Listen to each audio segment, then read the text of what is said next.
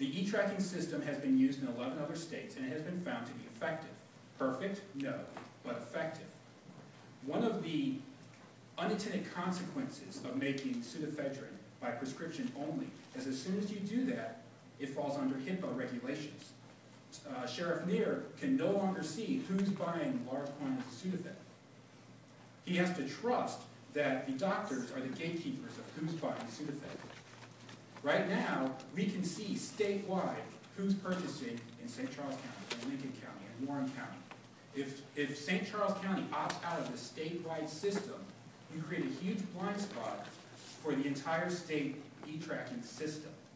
I ask that the county stay with the state system. Let our system have a chance to work. It has, but under the laws of supply and demand, if all you do is try to restrict supply without doing something to also affect demand, you're not going to solve the problem. By making a drug prescription only, you're not solving the problem. You're simply transferring the job of gatekeeper, of enforcer, from the sheriff's department to the pharmacist and to the doctors. Under the HIPAA laws, the law enforcement would have to have a warrant to see who is purchasing pseudoephedrine. So the unintended consequences could have negative ramifications. Thank you very much for your time.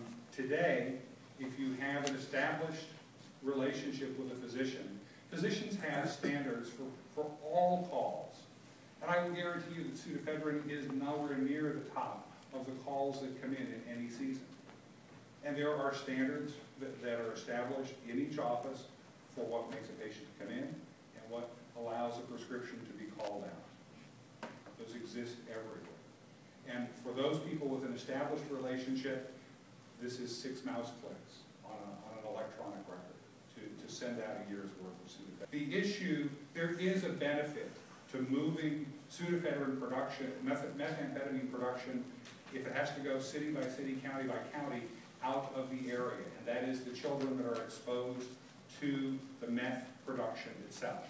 The inconvenience, the supposed inconvenience of having to get pseudoephedrine by prescription is minimal in comparison to the burden that we will bear for these children. Children cannot choose their parents. We've not figured out how to have that happen. And this is a major, major health problem for our children. If the Mexican cartels are going to step in, that's an issue for border control. In the state of Missouri, it would delight me greatly to have these labs moved out. Because even if you have a parent that is a meth user, you're not aerosolizing methamphetamine around the house, contaminating the house, but more importantly, contaminating the nervous system of a child who did not choose to be in that house. I'm in full favor of the ban of the tablet. However, I'd like the County Council to introduce tonight exemptions for the liquid form and the caps.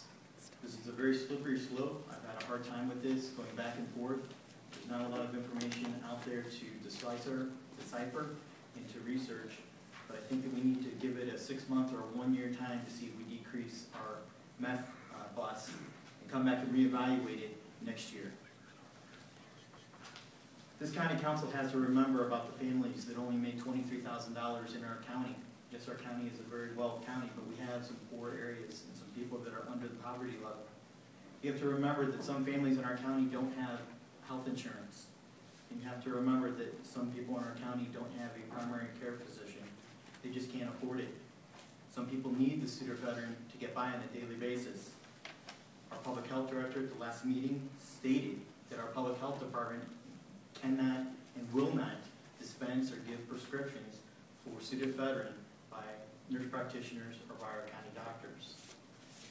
So you have to keep that in mind as county council members. You can't put the innocent residents that are legitimately using this prescription of this Sudafed out to dry and make them go without a prescription just because they can't afford health care and can't afford a doctor. Sheriff Neer mentioned that public health is of concern. Well, I think that innocent county residents' public health is in jeopardy also. So I'd like to see the county council come up with a compromise on this. I'd like to see us exempt liquid and gel caps, give it a 6-month or 1-year term, come come back and reevaluate it with law enforcement, and let's see where we stand. That's the best way for a win-win for law enforcement and our county residents as a whole. Thank you. Something we had IS do. We asked the sheriff to give us the, basically the incidents of what, a meth lab, sheriff? Location of meth labs in our county. Because I think some people think, oh, this is, this is just in the poor neighborhoods, or this is just out in the country. As you can see here, it's rather widespread, and it's in all of our. I encourage you to go ahead and take this step. If this bill does not have a sunset clause, built in, I guarantee you, in 2 years, if the sheriff comes back and says, hey, didn't do any good, I will sponsor a bill to put it back the way it is now. But I originally did not have my name supporting this bill, and I saw this as, again, too much of an encroachment. Like other politicians who are here, I would say I'm a right-wing, Tea Party type, somewhat libertarian. Government's too big already, why do we want to make it bigger? And yet I think that I have an obligation to look at what are those balanced scales that they talk about. When do you make those decisions? And even though you have the freedom of speech, yet you still can't yell fire in a private theater. There's other things that you can't say, even though we have freedom of speech. So in this case, it just began to wear on me that this epidemic is one of those cases where I hate it. I do not like the vote I'm about to make. It may be one of the ones I regret most often, but at the same time, I do feel it's a necessary evil, if I can say it that way. That Any other comments? Eric? Yeah, I'd just like to point out that, we've heard an awful lot on commercials and calls and so on about consumer rights, and I don't think we're eliminating any consumer rights here. We may be infringing a little bit on consumer convenience, but not consumer rights. Currently, if somebody buys a pseudoephedrine product, they have to sign the registry. Once this becomes a prescription in St. Charles County, will they still have to sign that registry? Will we no longer have that information? We won't have access to that information without a search warrant, but if we're preventing the sale, we don't need the information. If the sale's not made, we don't have to look to see who bought it. I'll just make a few comments. This council didn't just have one meeting and think, oh yeah, this sounds like a great idea. There are quite a few of us that are very conservative, and we had a really hard time with it. I even called Nancy and Paul, and I said, you won't believe what Tom Neer's trying to do. And I said, there's no way we're going to go for this. This is total government intrusion. We've had these conversations, and when you listen to the hard facts, it's almost like shame on the drug companies for not doing something sooner. And why didn't the Senate pass it, I don't know. But the lobbyists don't have control over local government, and that's why local government is passing these laws.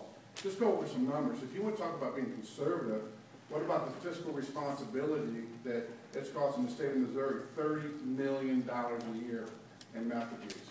If that's not being a fiscal, if not doing something about it, I don't know what is. What about the 20,000 meth sites that have been located throughout Missouri?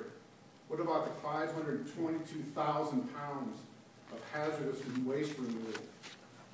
And even closer to home, St. Charles County, as you know, you've been hearing in the news, we had 92 meth labs last year. This year, we're at almost 100 in 6 months. We've had 38 condemned homes from meth contamination, in which 45 children were removed from contaminated houses.